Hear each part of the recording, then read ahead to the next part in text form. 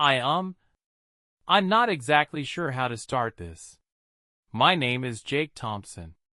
I'm 26 years old and I have a story to share. I've never told anyone this before, heaven forbid, but something terrible happened to me a couple of years back. Something truly awful, beyond awful. In fact, it happened to me and 7 others. Only 2 of us are still alive as far as I know. The reason I'm sharing this now is because, well, it's been eating away at me inside. The past 2 years have been pure agony, and I can't talk about this to anyone without ending up back in the mental ward. The 2 who survived, I can't discuss it with them because they won't speak to me, and I understand why. I've been overwhelmed with unbearable guilt over what happened 2 years ago, and if I don't speak up now, I don't. I don't know how much longer I can keep going. If I'll even make it whether I speak out or not. Before I dive into the story of what happened to all of us, there's something you need to grasp. What I'm about to share, you won't believe, and I don't expect you to. I couldn't care less if anyone believes me or not. I'm doing this for myself, for those who died, and for the 2 who still have to live with this. I'm going to tell you the whole story. I'm going to lay it all out. And you're going to judge me. Even if you don't believe me, you'll still judge me. In fact, you'll despise me. I've been hating myself. For the last 2 years, ever since I've left that jungle, I've been numbing myself with alcohol and drugs. Numbing myself so much that I don't even remember being there. Which just makes everything worse. Much worse. But I can't help it. I've sought all the mental health support available. I've been in and out of the psychiatric ward, passed around from doctor to doctor, and given an endless supply of pills. But what good is all that when you can't even speak the truth about what truly happened to you? As far as the doctors know, as far as the world knows, all that happened was that a group of clueless adults, who thought they could solve the world's problems, got lost in one of the most dangerous places on earth. If only they knew how perilous that place really is. And that's the real reason why I'm telling my story now, because as long as that place exists, as long as nothing is done about it, none of us are safe. None of us. I ventured into the true heart of darkness. The locals call it the Asili. Like I mentioned, this all went down about 2 years ago.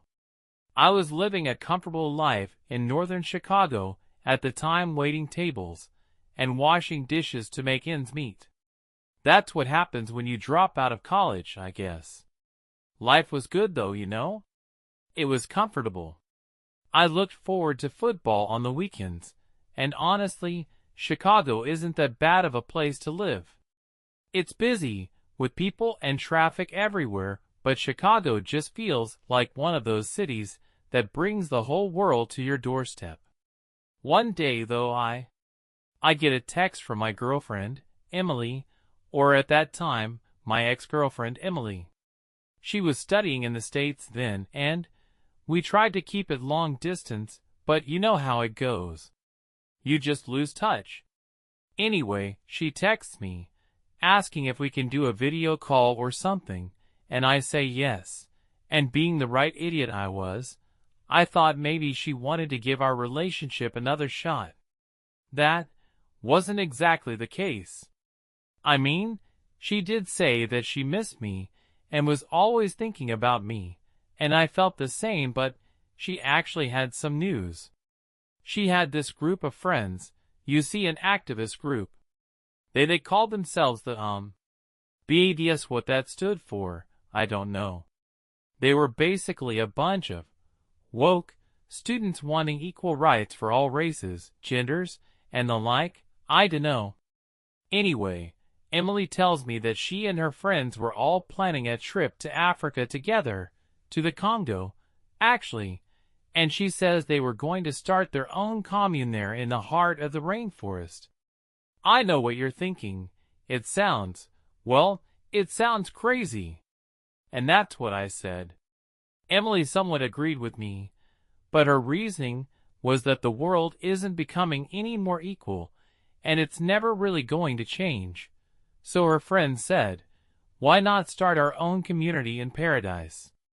I'm not sure a war-torn country plagued with disease counts as paradise, but I guess to an American, any exotic jungle might seem that way.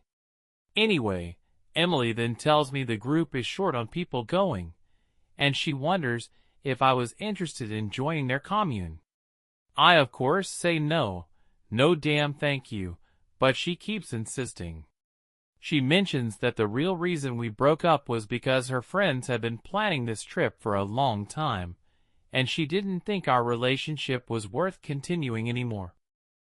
She still loved me, she said, and that she wanted us to get back together. As happy as I was to hear she wanted me back, this didn't exactly sound like the Emily I knew.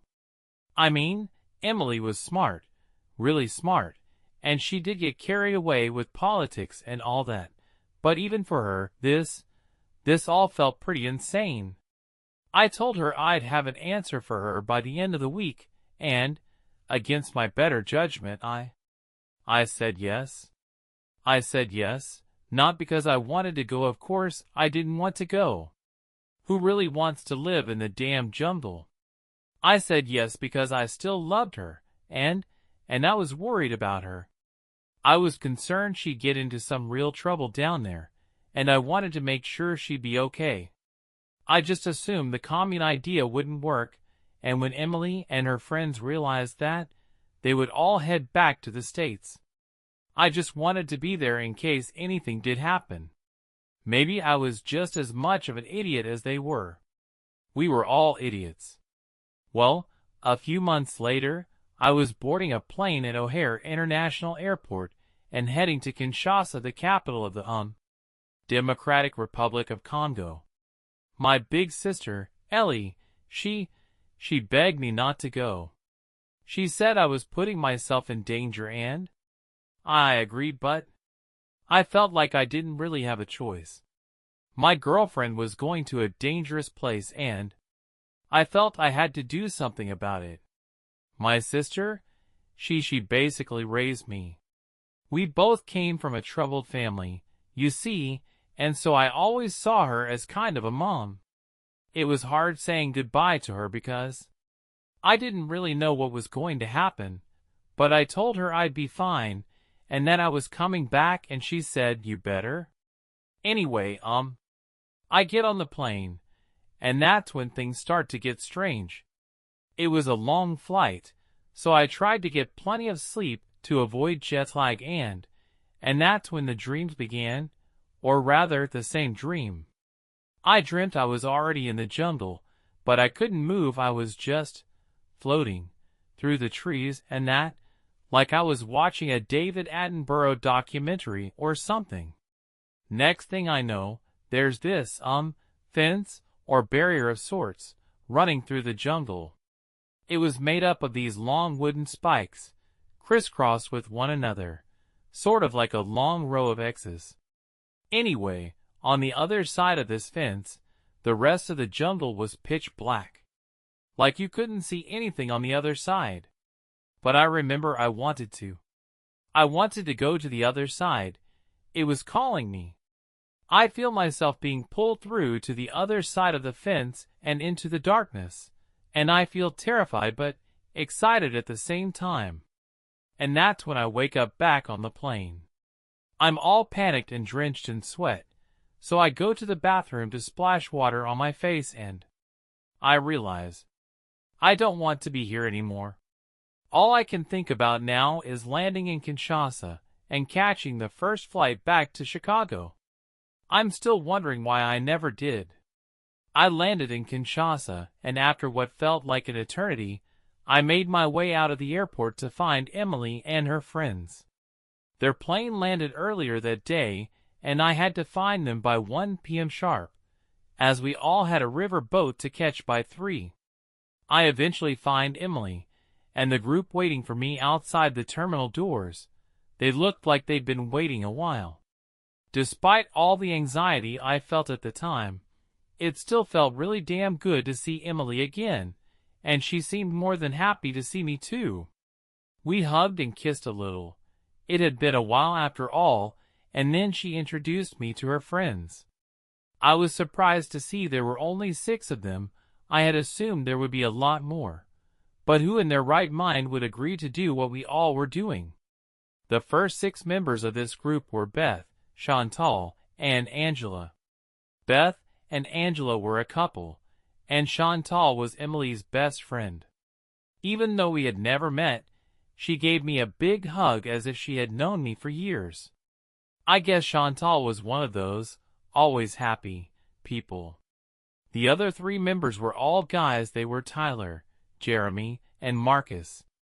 Marcus was the leader, and he was this tall, intimidating guy who looked like he only worked out his chest, and he wore this gold cross necklace as if to make himself look important. Marcus wasn't his real name. That's just what he went by. He was kind of a religious fanatic of sorts, but he looked more like an American football player. Right from the start, Marcus never liked me. Whenever he even acknowledged me, he would call me some name like Oliver Twist or Mary Poppins. Either that, or he would try mimicking my accent to make me sound like a chimney sweep or something. Jeremy was basically a copy and paste version of Marcus. It was like he idolized him, or something, always following him around and repeating whatever he said. And then there was Tyler. Even for a guy, I could tell that Tyler was good-looking. He kind of looked like a Rastafarian, but his dreads only went down to his neck. Out of the 3 of them, Tyler was the only one who bothered to shake my hand, but something about it seemed fake, like someone had forced him to do it. Oh, I think I forgot to mention it. Everyone in the group was black, Emily included. The only ones who weren't were me and Angela. Angela wasn't part of the BDS. She was Beth's girlfriend. Angela, she was pretty cool. She was a little older than the rest of us, and she apparently had a military background. I mean, it wasn't hard to tell she had short boy's hair and looked like she did a lot of rock climbing or something. She didn't really talk much and mostly kept to herself, but it actually made me feel more comfortable with her there. Not because of, but because neither of us were BDS members. From what Emily told me, Marcus was hoping to create a black utopia of sorts. His argument was that humanity began in Africa, and so as an African-American group, Africa would be the perfect destination for their commune. I guess me and Angela tagging along kind of ruined all that. As much as Marcus didn't like me, it turned out Tyler hated me for different reasons. Sometimes, I would just catch him staring at me, like he just hated the crap out of me. I wouldn't learn until later why that was. What happens next was the journey up the Congo River. Not much really happened, so I'll just try my best to skip through it. Luckily for us, the river was right next to the airport, so reaching it didn't take long, which meant we avoided the hours-long traffic. As bad as I thought Chicago traffic was, Kinshasa was apparently much worse. We reached the river and it's massive. I mean really massive. The Congo River is one of the largest rivers in the world, and it basically made the Chicago River look like a puddle. Anyway, we got there, and there was this guy waiting for us by an old wooden boat with a motor. I thought he looked pretty shady, but Marcus had arranged the whole thing. This guy, he only ever spoke French, so I never really understood what he was saying. But Marcus spoke some French and paid him the money. We all jumped in the boat with our stuff, and the man started taking us up the river. The journey up the river was a mix of good and bad.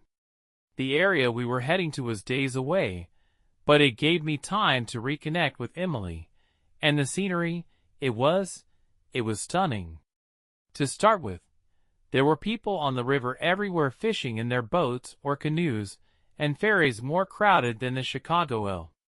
At the halfway point of our trip, we stopped at this huge, Pakport town called Mbandaka to get supplies, and after that, everything changed. The river, the scenery. It was like we left civilization behind or something. Everything was green and exotic. It honestly felt like we had stepped back in time with the dinosaurs. I do remember reading that the Congo had its own version of the Loch Ness monster somewhere, that it's a water dinosaur that lives deep in the jungle. It's called the Mekolbimbi or something like that. Where we were going, I wasn't sure if I was hoping to see it or not. I did look forward to seeing some animals on this trip, and Emily told me we would probably see hippos or elephants, but that was a total letdown. We could hear birds and monkeys in the trees along the river, but we couldn't see them. I guess I thought this boat ride was going to be a safari or something. We did see a group of crocodiles sunbathing by the riverbanks, and if there was one thing on that boat ride I feared the most, it was definitely crocodiles. I think I avoided going near the edge of the boat the entire way there. The heat on the boat was unbearable, and for like half the journey it just poured with rain, but the humidity was like nothing I had ever experienced. In the last 2 days of the boat ride, all it did was rain, constantly. We were all drenched. The river started to get narrower and narrower, like narrow enough for only one boat to fit through. The guy driving the boat started speeding around the bends of the river at a dangerous speed. We honestly didn't know why he was in such a hurry all of a sudden. We rounded one bend, and that's when we all noticed a man waving us down by the side of the bank. It was like he had been waiting for us. Turns out this was also planned. This man, Fabrice, I think his name was, he was supposed to take us through the rainforest to where the group had decided to build their commune. Marcus paid the boat driver the rest of the money, and without even a goodbye, the guy turned his boat around and sped off. It was like he didn't want to stay in this area any longer than he had to. It honestly made me very nervous. We trekked on foot for a couple of days, and honestly, the humidity was even worse inside the rainforest, but the mosquitoes, that truly was the damn worst. Most of us got very bad diarrhea too. I think we all had to stop about 100 times just so someone could empty their guts behind a tree. On the last day, the rain was just pouring down, and I couldn't decide if I was too hot or too cold. I remember thinking that I couldn't go on any longer. I was exhausted, we all were. But just as this journey seemed like it would never end, the guide, Fabrice, he suddenly just stops.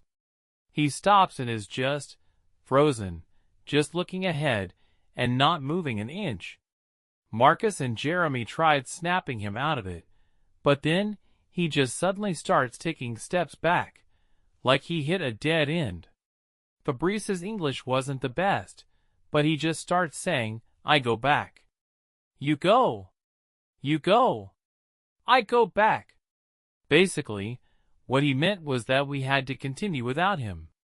Marcus tried convincing him to stay. He even offered him more money, but Fabrice was clearly too scared to go on. Before he left, he did give us a map with directions on where to find the place we wanted to go. He wished us all good luck, but then he stops and was just staring at me, right in the eye, and he said, "Good luck, Arsenal." Like me, Fabrice liked his football, and I even gave him my Arsenal cap I was wearing. But when he said that to me, it was like he was wishing me luck the most, like I needed it the most. It was only later that day that we reached the place where we planned to build our commune. The rain had stopped by then, and we found ourselves in the middle of a clearing inside the rainforest. This is where our commune was going to be. When everyone realized we arrived, every one of us dropped our backpacks and collapsed to the ground. I think we were all ready to die.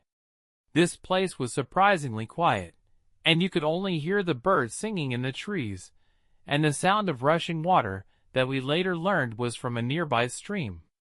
In the next few days, we all managed to regain our strength. We pitched our tents and started planning the next steps for building the commune. Marcus was the leader, and you could tell he was trying to convince everyone that he knew what he was doing, but the guy was clearly out of his depth. We all were. That was except Angela. She pointed out that we needed to make a perimeter around the area, set up booby traps and trip wires. The nearby stream had fish, and she said she would teach us all how to spear fish. She also showed us how to make bows and arrows and spears for hunting. Honestly, it just seemed like there was nothing she couldn't do, and if she wasn't there, I doubt any of us would have survived out there for long. Throughout that entire journey, from landing in Kinshasa, the boat ride up the river and hiking through the jungle, whenever I managed to get some sleep, I kept having these really unsettling dreams. It was always the same dream. I'm in the jungle, floating through the trees and bushes before I'm stopped in my tracks by the same makeshift barrier fence, and the pure darkness on the other side, and every time I want to go enter it. I don't know why, because this part of the dream always terrifies me, but it's like I have to find what's on the other side. Something was calling me. On the third night of our new commune, though, I dreamt something different. I dreamt I was actually on the other side. I can't remember much of what I saw, but it was dark, really dark. But I could walk. I was walking through the darkness, and I could only just make out the tree trunks and the occasional branch or vine. But then I saw a light, about 20 meters ahead. I tried walking towards the light, but it was hard. Like when you walk or run in your dreams, but you barely move anywhere. I did catch up to the light, and it's just a light, glowing, but then I entered it.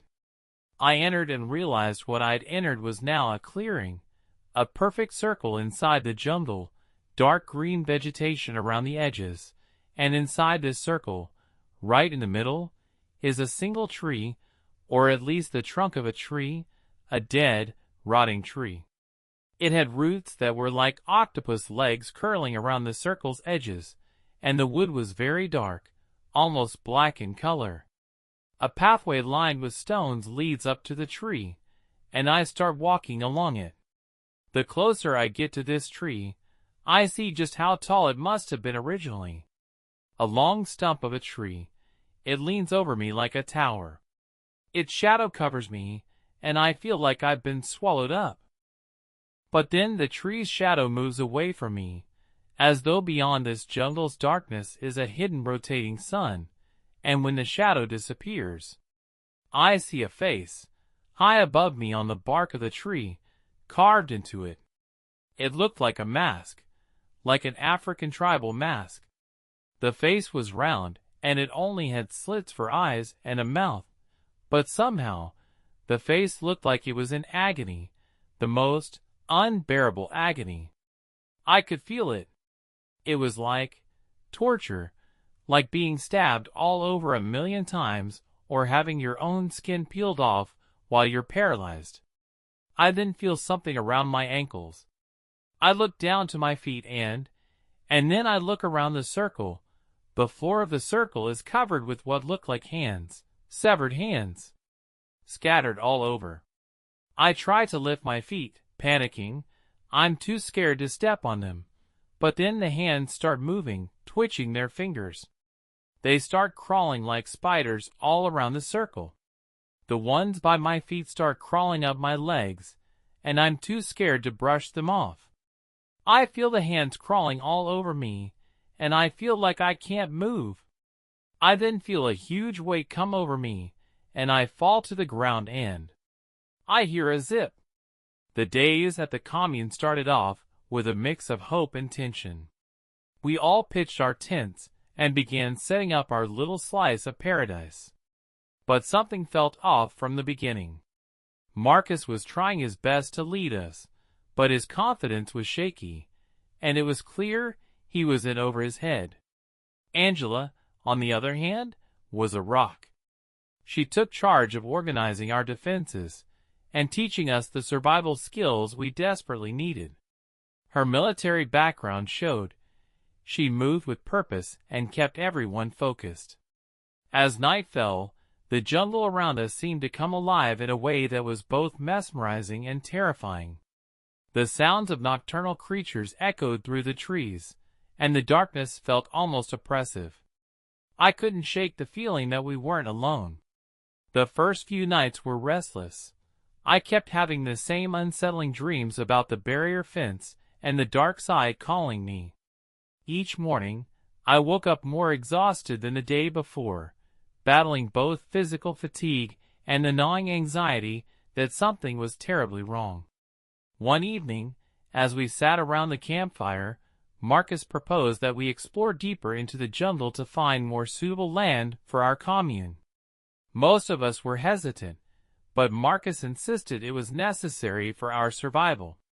Angela tried to voice her concerns, suggesting we stick to what we knew, but Marcus brushed her off. Reluctantly, a small group, including me, decided to follow him the next morning. As we ventured further into the dense foliage, the path became less clear, and the air grew thick with humidity. The deeper we went, the more the jungle seemed to close in around us, making it harder to breathe and even harder to think straight. After hours of trekking, we stumbled upon an area that felt unnaturally still. The usual sounds of the jungle were muted, replaced by an eerie silence that sent chills down my spine.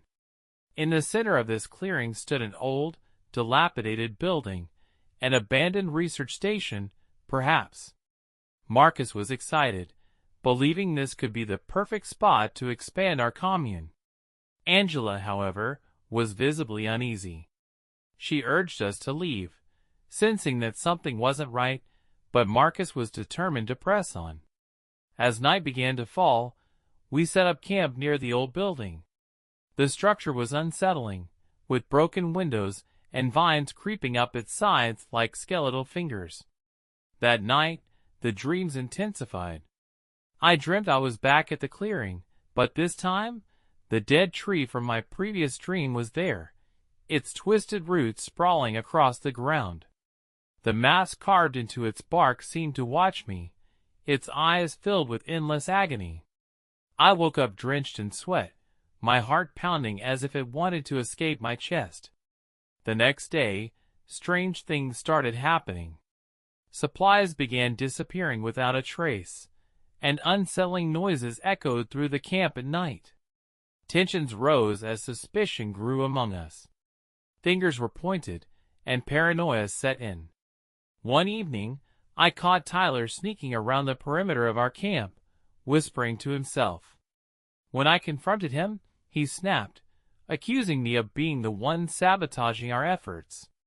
Before things could escalate further, Angela stepped in, her presence calming the heated argument, at least for a moment. One night, under a moonless sky, the true horror began. We were all huddled in our tents when a piercing scream shattered the silence. It came from the direction of the old research station. Instinctively, we grabbed whatever we could for protection and rushed towards the source of the sound. As we approached, the building seemed to warp and twist, the shadows dancing in unnatural ways. Inside, we found Marcus standing over what appeared to be one of our own, his eyes wild and unfocused. Before we could react, the ground beneath us began to tremble. The dead tree from my dreams emerged from the earth, its roots writhing like living serpents.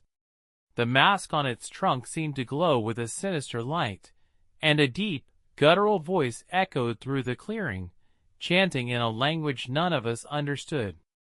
Panic set in as the jungle around us transformed into a nightmarish landscape. Trees bent and swayed violently, and the air grew thick with an oppressive force that made it hard to breathe. Angela grabbed my arm, pulling me back as the tree's shadow enveloped us. "We need to leave now," she shouted over the chaos. We stumbled through the distorted jungle, trying to find our way back to camp, but the path seemed endless. The chanting grew louder, more intense, and the feeling of being watched became unbearable.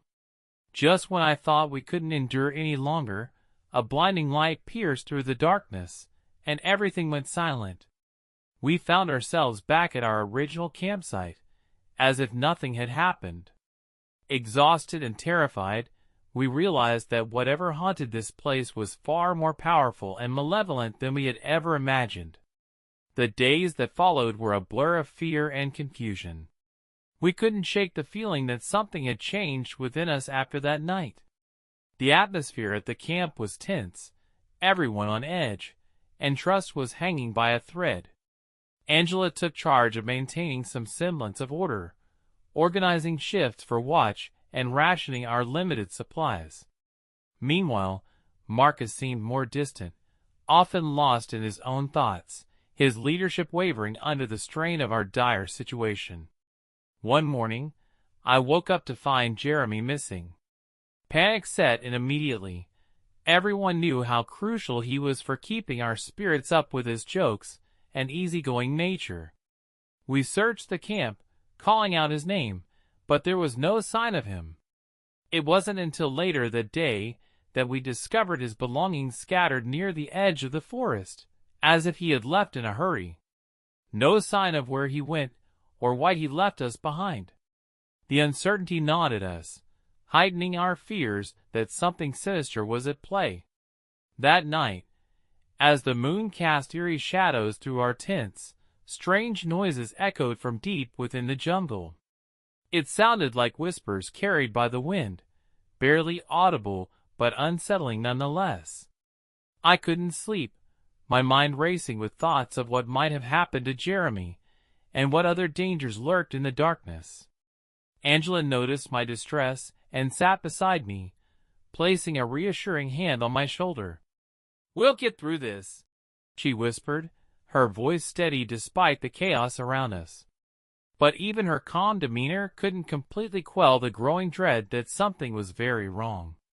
As the days dragged on, our situation deteriorated. Supplies were dwindling faster than we could ration them, and the psychological toll was taking its toll on everyone. Tensions flared frequently, with minor disagreements escalating into full-blown arguments. The sense of camaraderie that once bound us together was fraying, replaced by suspicion and fear. Marcus, struggling to maintain control, became increasingly erratic, his once strong leadership faltering under the weight of our collective anxiety. One afternoon, Angela proposed that we split into smaller groups to cover more ground in our search for resources and possibly find Jeremy. Reluctantly, we agreed, hoping that increasing our efforts might yield some positive results. I volunteered to join Tyler, whose gruff exterior hid a surprisingly sharp survival instinct. Together, we ventured deeper into the jungle, pushing past the familiar trails into uncharted territory. The further we went, the more the jungle seemed to close in around us, the trees growing denser and the air thicker with humidity. After hours of searching with no luck, we decided to take a break. Sitting on a fallen log, we tried to make sense of our predicament. "I don't like this," Tyler admitted, his usual tough demeanor softened by the fatigue and fear. "Something's not right here. It's like the jungle itself is against us." I nodded in agreement, the eerie silence around us amplifying his words. Just as we were about to head back, a sudden rustling in the bushes made us jump. Out of nowhere, a shadowy figure emerged, moving swiftly and silently through the trees. Before we could react, it vanished into the darkness, leaving us with more questions than answers and a growing sense of impending doom. Returning to camp was a sobering experience. The once vibrant and bustling campsite now felt empty and haunted, shadows dancing menacingly in the corners of our tents. When we arrived, we found Angela and the others gathered around, their faces etched with worry and exhaustion. Marcus stood at the center, his eyes hollow, clearly struggling to keep everyone together. We need to stick together more than ever, he declared, though his voice lacked its usual authority. Whatever is happening out here, we have to face it as one. That night, the true horror began to unfold. As we huddled in our tents, a thick fog rolled in from the jungle, enveloping our camp in an impenetrable blanket of mist. Visibility was reduced to mere feet, and the usual sounds of the night were muffled, creating an oppressive silence that pressed down on us. Suddenly, the temperature dropped drastically, and a chilling breeze swept through the tents, making the hairs on my arms stand on end. The fog seemed to move with a purpose, swirling around us like malevolent spirits. Without warning, the ground beneath us began to tremble. The dead tree from my dreams reappeared, its twisted roots now writhing like living serpents, creeping into our camp. The mask carved into its bark seemed to pulsate with a sinister energy, eyes glowing with an otherworldly light. A deep, guttural chant echoed through the fog, reverberating in our minds and amplifying our fear. One by one, the shadows around us came to life, taking the form of ghostly apparitions that moved with unnatural grace and intent. Panic erupted as we realized that the nightmare was becoming our reality, and there was no escape from the darkness that had consumed our commune.